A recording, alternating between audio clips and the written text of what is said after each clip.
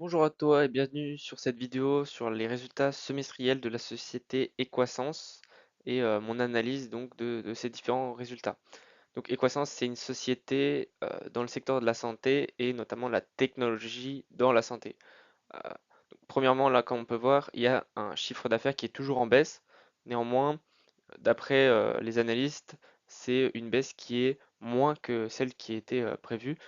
Mais donc, ce qui fait que le résultat opérationnel est aussi en baisse. Néanmoins, la baisse, elle se ralentit au fur et à mesure des trimestres. Comme on peut le voir, le parcours boursier d'Equasens, c'est un parcours boursier de hausse depuis les années 90, donc de presque multiplié par 12 le prix d'une action. Néanmoins, les 5 dernières années, il y a une forte baisse, donc euh, on peut penser qu'elle a été survalorisée pendant le Covid, comme on peut le voir sur le pic en 2020, et que depuis elle baisse. Et l'intérêt serait peut-être de trouver des prix d'entrée pour un investisseur long terme sur ce genre de société, donc dans la santé. Donc mon analyse, elle va s'axer sur différents points. Donc, premièrement, la stratégie de l'entreprise, ensuite avec son placement dans la macroéconomie et ensuite la gestion de sa gestion financière, une analyse par segment, une analyse de sa rentabilité et sa solidité financière et je finirai par les points d'intention sur cette société. Donc, premièrement, ces perspectives. Donc, pour eux, il va y avoir une reprise de la rentabilité. Donc, il y a une reprise de la rentabilité au premier semestre et qui va s'accélérer dans les prochains semestres grâce aux investissements. Donc, on voit dans les différents comptes que les investissements sont élevés, ce qui est vrai. Néanmoins, on peut se poser la question, est-ce que c'est vrai ce qu'ils disent, donc prise de conscience des pouvoirs publics au niveau de la santé? Il faut prendre du recul sur ce genre de choses et voir si ce qu'ils disent, on peut le retrouver dans les chiffres et est-ce que c'est vrai? Donc, ils soulignent aussi des opportunités potentielles de croissance, ce qui est vrai puisque c'est ce qu'ils font avec l'Europe, donc ils veulent s'étendre à d'autres pays.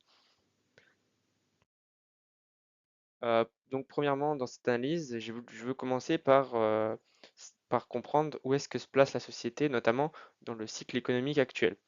Donc on peut voir en ce moment dans les informations que il y a une certaine baisse des taux qui est amorcée.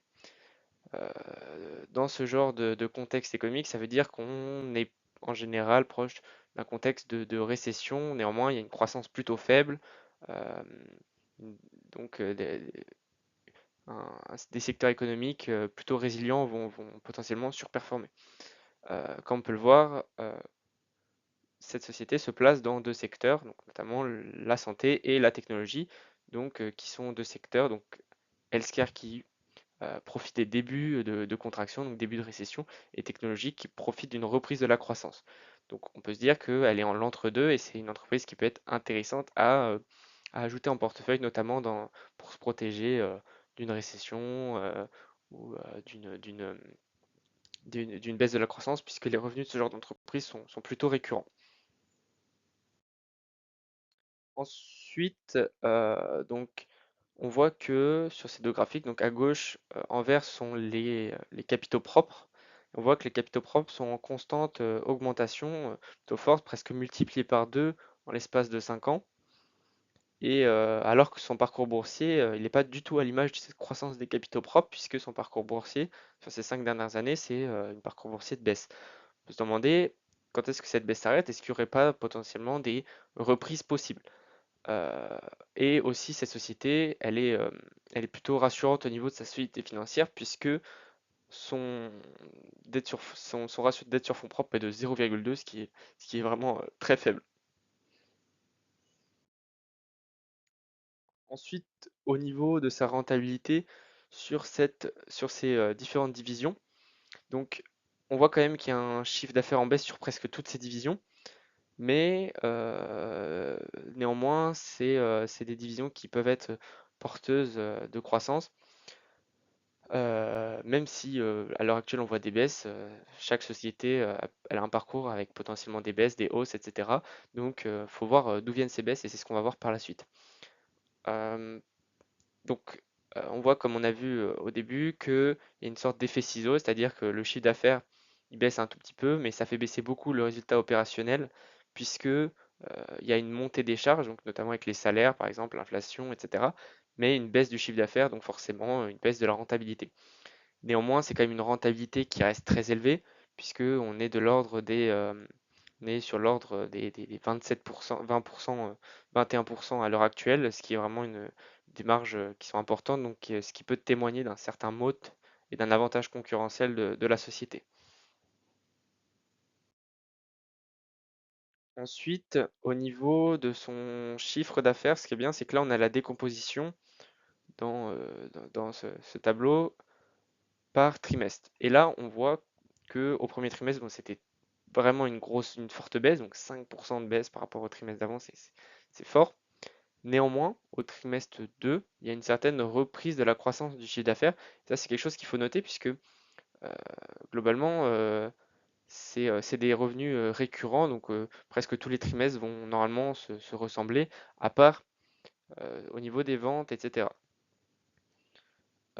Donc comme on le voit aussi au niveau de l'activité, donc ce qui marche moins bien, c'est leur activité de vente de logiciels. Donc globalement, ils arrivent moins à peut-être obtenir de nouveaux marchés et vendre des nouveaux matériels, etc. Mais ce qu'il faut souligner, c'est que une activité qui a forte valeur ajoutée, c'est les prestations de maintenance et les formations sur les logiciels. Donc ça, c'est à forte valeur ajoutée et c'est une activité qui est toujours en croissance puisque les acteurs qui souscrivent à ces services ont besoin de garder leur logiciel et garder leur personnel à, à jour des nouvelles évolutions. Et ça, c'est quelque chose plutôt intéressant. Donc les abonnements, par contre, sont en baisse, mais c'est plutôt faible. Peut-être que c'est un, peut-être qu'ils ont un concurrent qui essaie d'entrer avec des tarifs plutôt agressifs. Et ça, il faut analyser plus encore en profondeur. Et ça, je vous laisse aller regarder si vous êtes vraiment intéressé par cette société. Je vous laisse aller lire les différents plans stratégiques, puisque c'est là qu'on peut trouver vraiment une compréhension fine de l'entreprise. Ensuite, donc pour moi, c'est ce qu'il faut, c'est mon analyse donc de, euh, de cette croissance du chiffre d'affaires entre les deux trimestres et de cette baisse globale du chiffre d'affaires. Mais globalement, je pense que enfin, c'est mon avis, je pense que ça peut, cette reprise de la croissance peut perdurer. Ensuite, donc comme on l'a vu, le ROE de ces sociétés est plutôt élevé, alors que la valorisation, bon, globalement, elle a pas suivi cette, cette croissance. Donc, on voit qu'il est plus faible qu'auparavant, donc le ROIC, donc le retour sur capitaux investis, mais qu'il reste quand même élevé, donc au-dessus de 10%, ce qui est intéressant. Ça dépend à quel prix on achète ces sociétés aussi. Euh, donc aussi, donc le dividende, il est plutôt faible, mais il est en croissance. Donc, par contre, le dividende est plutôt sûr puisque la société a une solidité financière plutôt élevée, donc avec un score de Altman de 4,85, ce qui est élevé, et une société qui s'achète à des prix plutôt intéressants pour ce genre de société, puisque la technologie et la santé, c'est des sociétés qui peuvent s'acheter plutôt cher, et en plus, les deux secteurs liés, c'est des sociétés sur lesquelles beaucoup d'acteurs vont miser, mais cette société a déçu dernièrement, donc c'est ce qui fait sa valorisation qui est plutôt faible pour ce genre de société.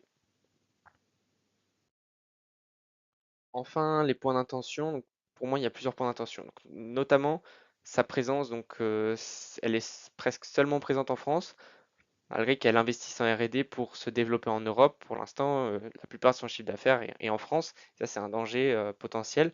Néanmoins, c'est un danger qui est limité puisque c'est un secteur vraiment très réglementé où c'est difficile d'avoir d'autres concurrents qui vont s'implanter. Il y a une sorte de barrière à l'entrée chez ses clients puisque changer de solution logicielle, ça demande une formation du personnel, ça demande de reconnecter des bases de données, ça demande beaucoup d'investissement pour changer de logiciel, et c'est une entreprise qui a un mode plutôt intéressant, malgré ce chiffre d'affaires. Donc aussi, c'est un point d'attention, c'est est-ce que le chiffre d'affaires va continuer d'être en baisse? C'est à surveiller si vous prenez une position sur cet investissement.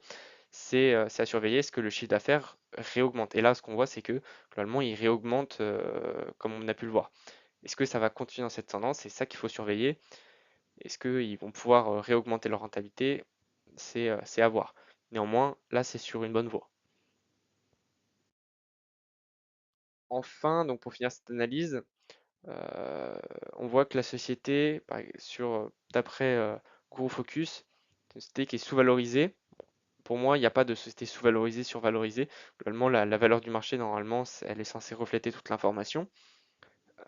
Mais néanmoins, ça dépend de votre perspective, puisque cette société va bénéficier de plusieurs drivers de croissance, notamment liés à l'intelligence artificielle, peut-être, puisque c'est une société qui est dans les logiciels, qui est dans le traitement des données. Et c'est quelque chose qui peut bénéficier, ce sera je pense, les premiers acteurs à bénéficier d'applications concrètes de l'intelligence artificielle avec de la valeur ajoutée. Parce que c'est là le problème de l'intelligence artificielle, c'est où trouver de la valeur ajoutée. Et dans les entreprises comme celle-ci, euh, ils- ils sont leur actionnariat, c'est des pharmaciens, donc c'est-à-dire que l'actionnariat, c'est les mêmes que les clients. Donc globalement, ils seront plus à même de trouver les cas d'usage de l'intelligence artificielle puisqu'ils connaissent ce qu'ils ont besoin dans leur profession, etc. Donc pour moi, c'est quelque chose d'intéressant.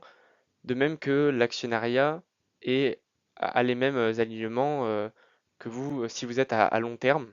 Donc l'actionnariat, il est là pour durer puisque bah, ce sont des clients et ils sont aussi actionnaires puisque Wellcoop, c'est une coopérative de pharmaciens. Ils sont les premiers clients de Equasens. Donc globalement, les intérêts sont plutôt alignés. De plus, on voit qu'il n'y a pas beaucoup d'émissions de nouvelles actions. C'est plutôt rassurant. Des fois, il y a des rachats, des fois, il y a des émissions de nouvelles actions, mais globalement, ça tourne autour de 15 millions d'actions et ça ne monte ou ça descend pas plus. C'est quelque chose d'intéressant à suivre. Donc voilà, c'est tout pour cette analyse. Je tiens à rappeler que c'est juste des conseils.